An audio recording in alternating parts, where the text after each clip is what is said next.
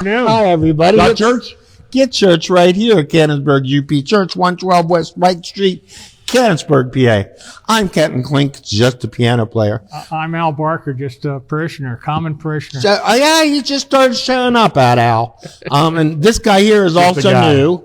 His name, what's your name again, sir? My name is Dawn. Dawn? Yes. What do you do for a living, Dawn? I sit around and talk with people. Do you? Yeah. So this is it? And Are you going right to another? This is my, there you go. Yeah. I talk and listen. These are preacher and socks. pray. Look, that's a Bible right there. Who got you those? Yeah. I don't even remember now. That's funny. I think this was Sharon Cox, maybe. Probably. Bible socks. Well, it actually. They're preacher I socks. think they say, what does that say? Awesome pastor. Yeah. Awesome pastor. She got me something I can live into. Live. Maybe not there yet, but one day before I retire. Yeah, So- you will be, Don. Don't worry. You know what? I sometimes think you're awesome, but it only lasts a second. Very brief. That's Yeah. good. That's fair. Yeah. So Keep my yeah. You Yeah. don't want me to get a big head. By the no, way, not at all. By the way, so I don't know how to get any bigger. conversations. I don't know. I think yours just might be a little bit bigger. What you looking at? Yeah, actually. But okay. I do have a big head. Yeah. That's why I don't shave it, because I would look like Mr. Clean. Mr. Clean, Mr. Clean. I'll have to put an earring in. Yeah. That's a good look. That won't go well. I don't know. No. I had a conversation this morning, though. I was thinking about I had a great conversation this getting morning. pierced and having. He was talking again I was with somebody. He was conversing with somebody again. yeah. I was listening with somebody too. Oh, And do you know, I was listening to someone who has a deep connection Two. with someone else amongst the three of us. And you were listening to someone. I was listening and talking with them. I was part of a conversation. Any guesses as to who's the connection? I would be Alvin. my daughter, Oh, No. yeah. my son-in-law. No. Your daughter-in-law. You're talking to Amberly I today. was talking with Amberly. Yeah. So What- you've what got two daughter-in-laws, but you knew immediately. What brought that on? So I was. I served on the. She left her son, and I hope she not. She just needed some counseling. No, it was there was 7 of us on a When I wanted conference to call. choose your plot. No, it's a very, 7 people conference call. Yeah. That's way too much technology. No, it was great. And what brought you all together? What's our connection other yeah. than you? What do you think? Pine Springs. Pine Springs Camp. So Pine Springs Camp is doing some work. We're going to have a board retreat in next weekend, not this coming weekend, next weekend. Is she on the board? She's not, but she's a. Are you on the board? I am. That means you're not going to be here. I'm gonna. No, don't worry. I'm actually going to be the president next year, but that's. Yeah, You're not. I am. Yeah. Oh my Lord! It just It gives him something to do. gives me something to do. I'm already on the board. It doesn't change much anyway. So, but no, we're part of. We was kind of stakeholders in the ministry. The dude can't Okay. say no. And so it was a really To me, he says no, encouraging- but not anybody else. I'm sorry. Did, No. did Greg put this together? No. There's Dan and his wife's name Dupee. They have a consulting business doing this in preparation for the board meeting. Okay. So it's just they had a bunch of questions and kind of tell us about your relationship with the camp and what you love about it. You know, what do you see about the future? All this kind of stuff. And it was really cool to hear everybody's story. I've only been involved with it for 10 years. So how did they Rebecca. get? Why did they call Amberly though? I'm guessing Just because she's been associated with that for a long time. Yeah. Like there were 2 of us. I guess on this call there were 3 of us from the board, but then there were doing the math here 5. I guess the other 2 were not on the board, but had a long history with the camp. You know, it was just super encouraging to hear the ways that the camp had been ministering to them in their relationship with Christ over. We're getting close to 75 years. Oh. Isn't that awesome? I didn't know that's 75 years old. Yeah. It's Rebecca. Rebecca. Yeah. Yeah. So that's actually so. What's Rebecca? Well, Let me go ahead. You tell us. You tell us. we had a conversation at lunch. Mm-hmm. We were talking about TV programs. I went through the fact that Seinfeld, Friends, and Will and Grace all went off in the year 2005. And then before that, the big TV event was The Last Cheers. And we went through Sam and Diane's relationship, but I couldn't think of Rebecca's name until okay. it just hit me right now when I said, Rebecca, can you believe that wandered around back there that long? Right there. Now the question is, I'm having a little chest pain.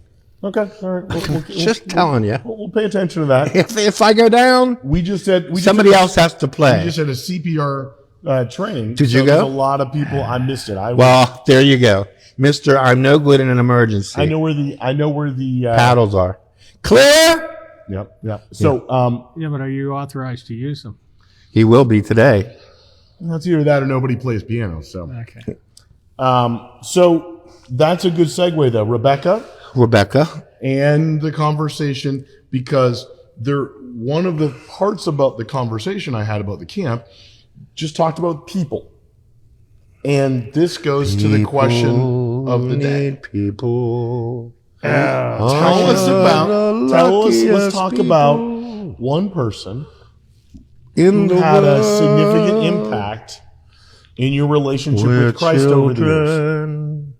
One person who had a significant impact in your relationship with Christ over the years. Okay, you go first. You want me to go? I'll go first. Okay, you go. Al's ready. Well, I mean, we just went through this at our meeting the other night. Yep. Whatever, nominating committee. Yep. But when I was in high school, our church in Meadville, PA, had a senior pastor and an associate pastor. And our associate pastor, his name was Woody Woodland, and he was a younger guy. I'm guessing he was at the time in his young 30s, and he had a real gravelly voice. He was on the side. He was just a sportscaster for the football team, the Meadville Bulldog football team on the radio. And I think up to that point, when I went to church, you'd see the pastor and he'd be dressed in his robe and always very formal, or just somebody that you didn't feel you could just walk up and talk to about just anything. And what I liked about Woody, he was a pretty important guy at the church, an associate pastor, but he didn't come across to me as a pastor. He came across to me as just a mentor, or a regular guy. Not that pastors can't be regular people. It just, to me, when I was younger, it made a difference. And I think young people, when they grow up in a church, they look at older people, and sometimes they feel they can't live up to that person's standards, and so it's difficult to have a discussion.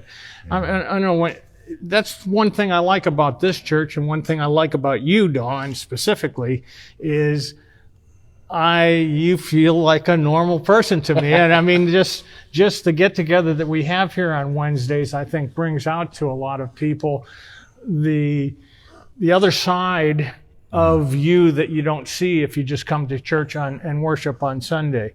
You get to see a friendly side, a humorous side. I can tell you about my wrongdoings. I can tell you about the happy moments in my life. I can tell you I'm comfortable discussing with you just about anything, and I feel that you can do the same with me. And so to me, you're you are a friend more than a mentor that a lot of people see when they look at somebody in the pulpit. They look like they're off limits, or you have to be in order to go into your office, you have to have a special need or a special purpose to open a discussion with you. Is that true? And, I think for me as a young person, that's the way I looked at ministers up to that point. They just seemed holier than thou, and not that you're not a holy person. It's a difficult thing to say,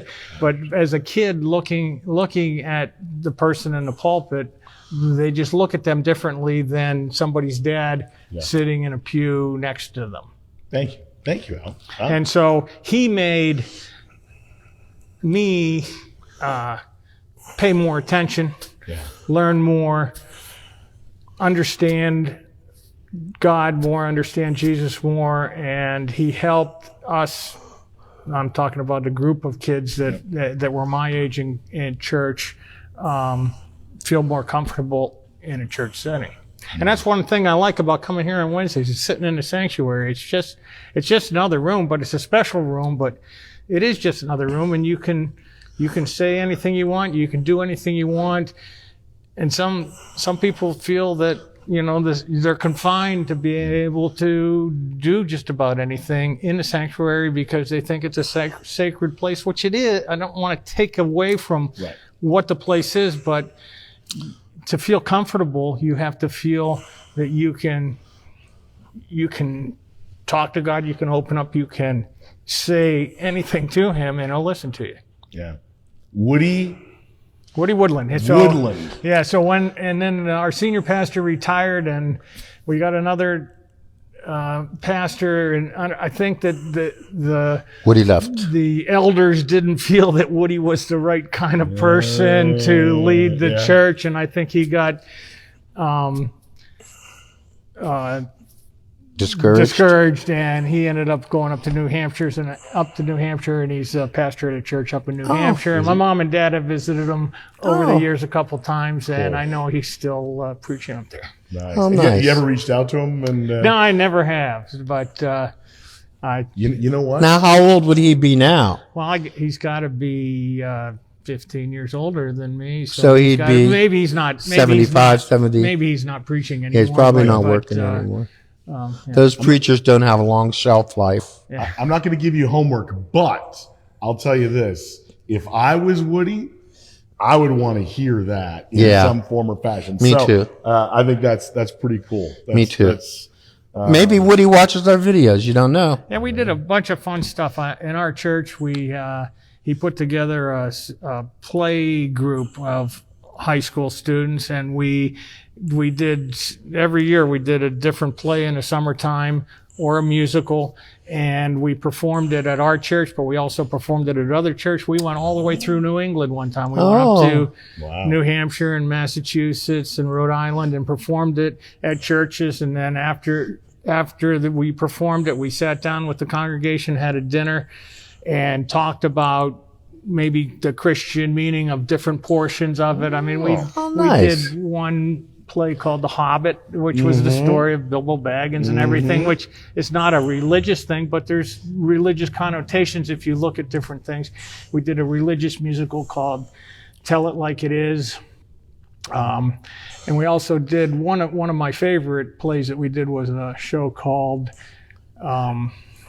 Dangerfield Newbie Moves Uptown.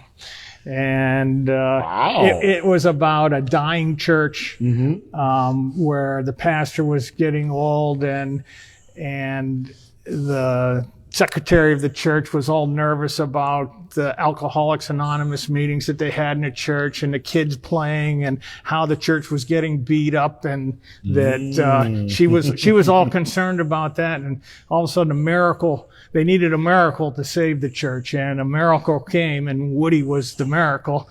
They had a big explosion on the stage, and he shows up in a cape and a red hat and just wild garb, and he says, "I'm here to save your church."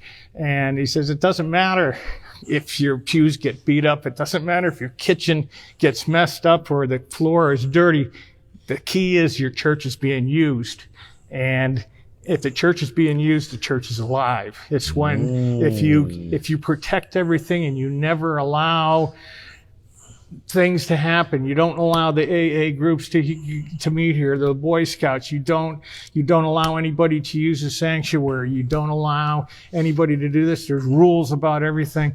It seems off limits to everybody, and the congregation slowly dies. And when the church is a busy place and there's people there all the time, that's an alive church.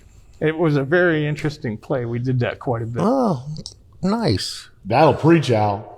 That'll preach. Yeah. We gotta get you up in that pulpit. That's letting right. Everybody know. That's awesome. That's right. Could you do something Sunday? Yeah, I don't have anything written. Because, so. well, yeah, and we're in a series. Yeah, we're in a series. Oh, you're gonna So he was a pretty good guy. What do you got? absolutely. All right. That's a nice story, Elmer. You or me? You. You want me to be? All right. So there's somebody that came to mind for me. Kind of similar situation in one sense. It was a high school leader, a married couple, Tim and Elizabeth Hicks. And they came, I don't remember exactly how old I was. I must have been still in junior high when they came to our church. They ended up raising 3 kids, 2 boys and a girl. I'm like, okay, interesting. He was an engineer with Babcock and Wilcox. You ever heard of them? Yes. Yep. Mechanical engineer. I think they're a Canadian company, by the way. And he would travel around the world and climb into these giant boilers and assess, what needed to be fixed in it. So he did a lot of traveling. But he and his wife Elizabeth, they started leading our high school youth group, and he, much like Woody, just a regular guy, not even a pastor, but someone who was he was kind of quirky. He's the kind of guy who would drive with his foot up on the dashboard, barefoot and all. I know people that do you know that. people who do that? Not me. No. No, it isn't me. My feet are too ugly. But anyway, so and he's the one. They're the ones. They had a connection with a camp up in kind of northeastern Ontario that started us going to, and it was a camp that was just loved it. Yeah, so many great connections with God and experiences there. But they also invited us into their home. And so we would do youth group at their place. They played board games. I love board games. I remember watching I want to say it was 92, but it was the Final Four when Michigan lost to North Carolina. It was the Chris Webber timeout I remember exactly, gets the ball, the rebound, the timeout. There's no timeouts left. The heart. They were the ones that introduced me to, Psycho, the movie Psycho. Oh, you'd never seen it I before? had never seen Psycho. I'm in high school. I finally see it. Yeah. And anyway, it was just Did it scare you? I was startled. I'm trying to remember exactly which. Do you know what the blood was It really was was the going end. down the drain in the bathtub? I don't remember. Chocolate. Was it chocolate? Yeah. Okay. It was black and white, so it could be anything. Yeah, I read that. It was they used chocolate sauce. Yeah, there's 3 jump scares in that movie, right? 3 jump scares. Jump scares. That's the kind of. I mean, Yeah, exactly. So there's the curtain. yeah. That's there's One. there's the going up the stairs at the top of the Yes, stairs. yes. And then there's the end when they spin around the chair. And Mama's dead. Yeah. Don't give it away. Psycho. Everybody 70-year-old movie. I know. Someone might not have seen it. or read the I book. don't know that I've seen it. It's so. it's good. You never saw I've Psycho. seen pieces of it, but I don't know that. Oh, I've you ever got to watched sit down and watch it. You So- got to. So they really. Make yourself do that. Go. I'm sorry. I Dave. was just saying, no, but Tim and Elizabeth Hicks really kind of just invited us into their lives and their family, and it just it was great, to learn to pray and read the scriptures and to share your life with others. It was awesome. And what's funny is that I don't remember, it was before I think it was before I graduated high school. They moved, and I think they moved to the United States. Oh. And several years ago, maybe about 15 years ago, 12 years ago, something like that, before I came here, turns out they moved to Ohio. They were a little ways from us. We never were able to make it happen, get together, but we connected. And it's funny you say 15 years, and I realize, I'm like, yeah, these people that were so much older, right? Yeah. I mean, they're young, but they're so much older. And then you're like, yeah, they're only like 10 or 15 years older than you. Yeah. And they're like, that's what they are. They're now they'd now be more my peers. Yeah, but when you're in than they high would be. school and you're only 15 or 16 years old, somebody who's 30 is Ancient. they had kids. Yeah. And big big difference, but they're still younger than Yeah. the senior pastor was, 55 years old. And, Yeah. Yeah, Al, I'm like 46 now, and all of a sudden I'm really starting to feel like, oh yeah, at least to some people, I'm kind of old, which is scary. Well, it's very scary. I mean, I shouldn't be old at 46, but when I was 20, 46 was like twice my age. Or When I was even 15, yeah. Yeah. Oh my goodness. Yeah. Yeah. So that only means somebody like you is ancient.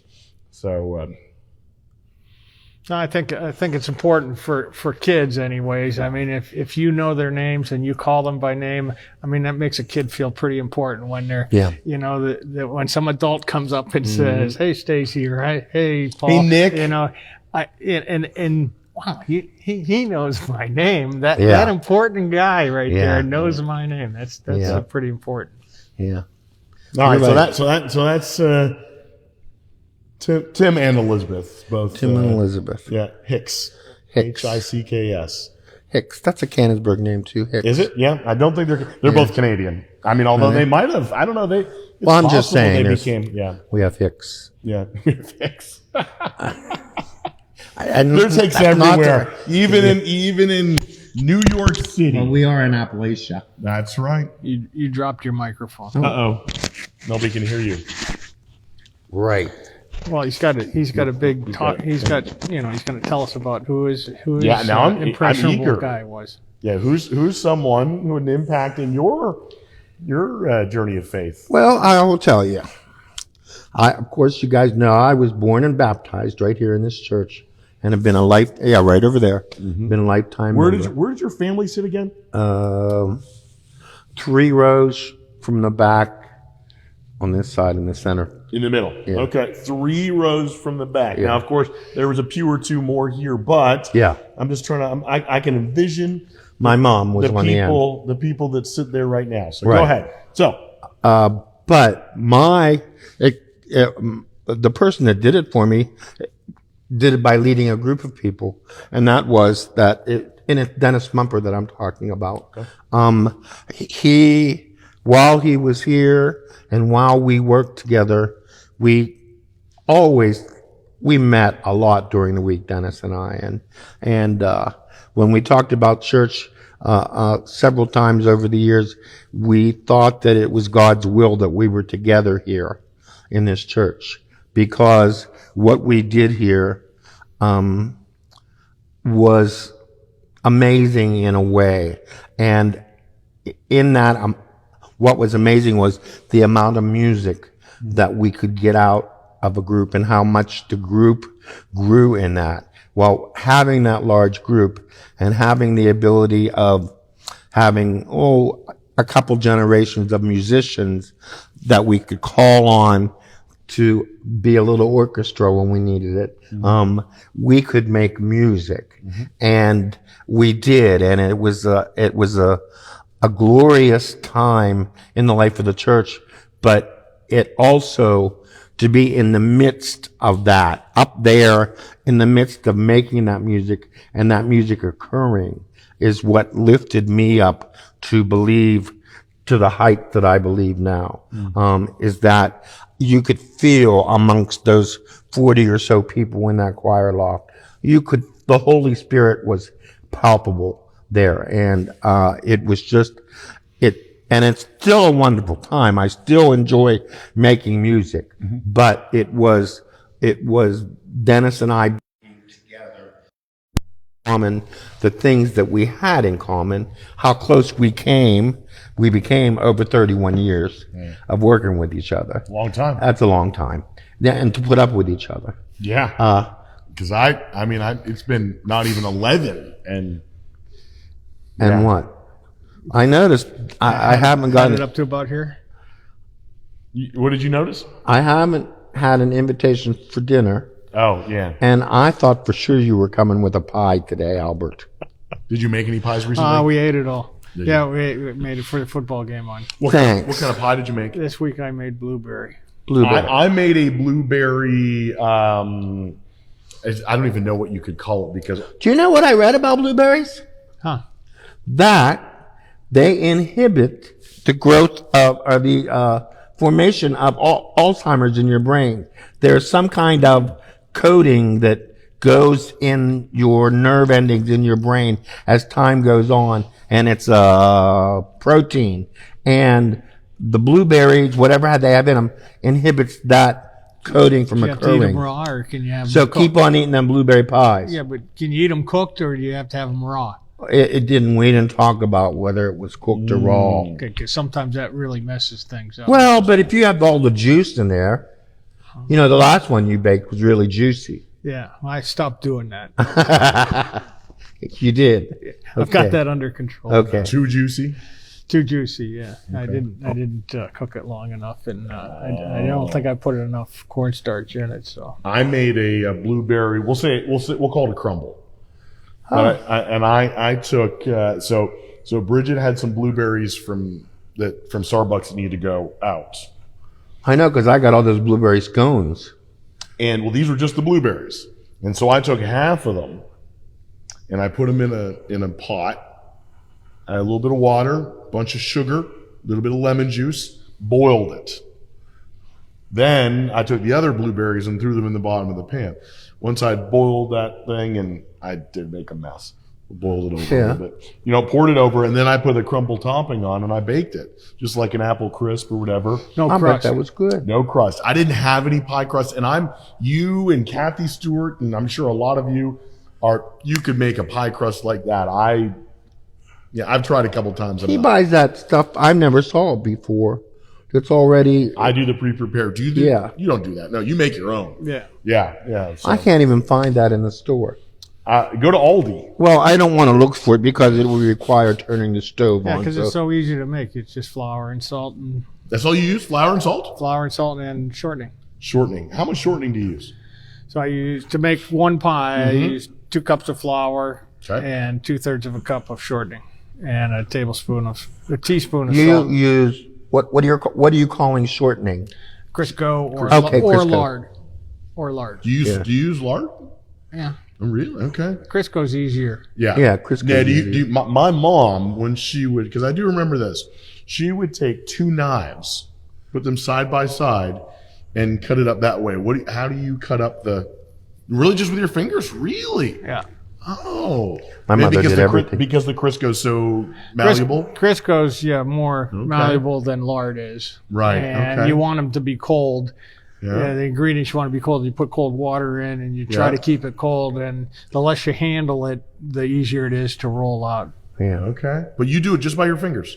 Yeah. Oh, my mom did too. Huh. Picked up. First thing she did was pick up a handful of. Because you got to get rid of all the clumps, and so Right. you kind of squeeze it, you kind of Yeah. roll it in your fingers to get the shortening mixed with the flour. Yeah. And then did you put it in the refrigerator and wait for it to rise? It doesn't rise. Oh. There's no yeast. Oh, okay. My mom would start with a handful of flour on the counter so nothing stuck. Right. And then it was just a pinch of that, this, that. I wish I would have.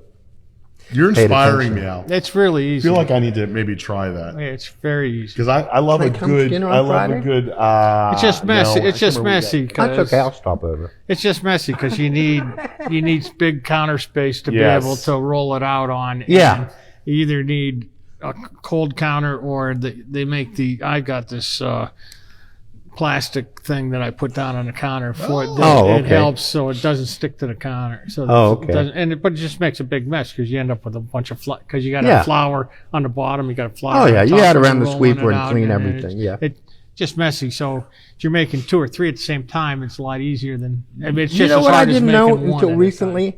That you didn't have to sift flour anymore. Yeah. Yeah, when I was a kid, we used to do that. Oh, We had a my goodness, sifter yes. and- Couldn't wait to have the sift flour all the sifter. flour. Yeah. I don't know why you don't have to do that I anymore. just used that as a metaphor in a conversation yesterday. Oh, did you? Flowers. Yeah. But it comes pre-sifted. Yeah. I So think that's it's- amazing. Yeah. Well, what does sifting do?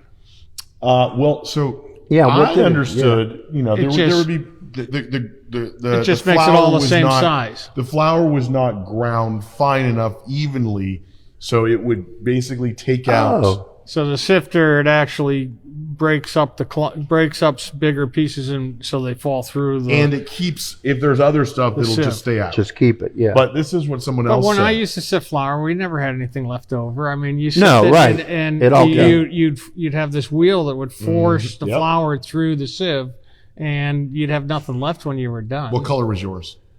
It was metal. It was Ours aluminum. See, ours was orange. Ours wasn't orange. I want to say red and yellow, Oh, okay. or red I and mean, it white. was painted. Yeah.